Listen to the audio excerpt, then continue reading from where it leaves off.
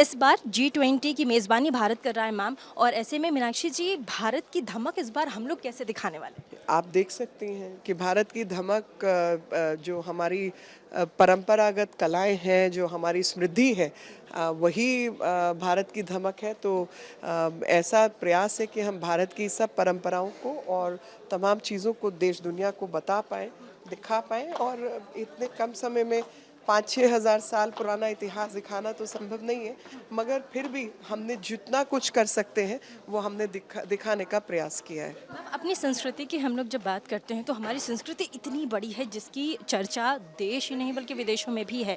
सबसे अहम क्या रहेगा अपनी संस्कृति और अपनी विरासत में जब हम उन्हें दिखाएं? एक एक को कुछ अहम नहीं कह सकते, ये तो पूरा आप देख रहे हैं कि हमारी परंपरागत जो कलाएं हैं, विधाएं हैं, उसमें किस प्रकार से हर मुश्किल के बावजूद भारतीयों ने इसको जिंदा जीवित रखा है। और एक तरफ हम चंद्रयान पे पहुंचे हुए हैं और आदित्य L1 लॉन्च करते हैं, दूसरी तरफ भारत की खेती जिसमें महिलाएं जुड़ी हुई हैं, उस खेती के माध्यम से हम लोग 140 करोड़ भारतीयों का पेट भी पालने का काम करते हैं और देश दुनिया को भी भोजन प्रोवाइड करने का काम करते हैं। तो हम दोनों तरीके से जो है आगे भी बढ़ रहे हैं, आगे भी आर्थिक नीति को लेकर आगे चल रहे हैं, लेकिन दूसरी तरफ अपनी परंपराओं को भी जीवित रखे हुए हैं। मैम, खाने की बात, भोजन की बात आपने की है। इस बार G20 की मेज़बानी में भारत अपनी तरफ से कौन से व्यंजन परोसेगा और सबसे महत्वपूर्ण चीज़ उसमें? मिलेट्स को हमने आधार बनाया है कि वो हमारा भोजन है और उसको पेश जो है के मुताबिक मुताबिक उसको हम करेंगे।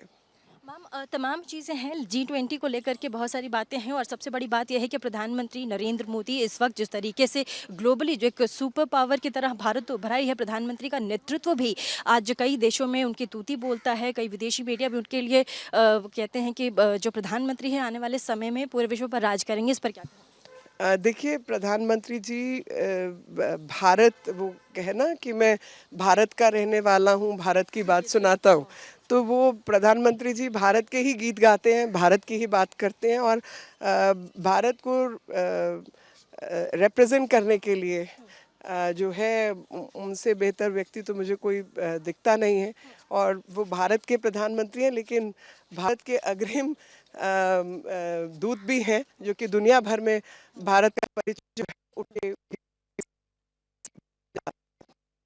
बड़े राष्ट्राध्यक्ष हैं और राष्ट्रपति प्रधानमंत्री भी होंगे जिनकी जो पत्नियां हैं वो भी देश में होंगी।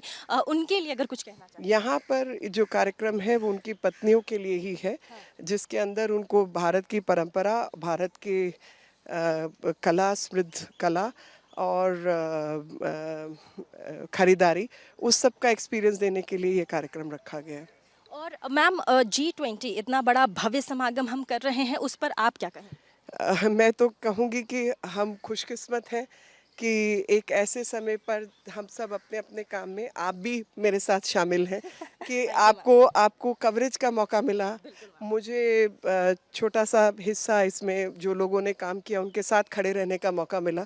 और हमारे जीवन काल में इतने बड़े बड़े काम हुए, तो ये तो जीवन सफल वाली बात होती है कि आप भी, जब आप तो बहुत कम है मेरी उम्र से, तो आप बड़े होंगी तो आप कहेंगी अपने परिवार में बच्चों के बीच में, नाती के बीच में कि भाई मैंने कवर किया था वो इवेंट। और मैं भी कहूँ मीनाक्षी जी ने मुझे इंटरव्यू दिया था।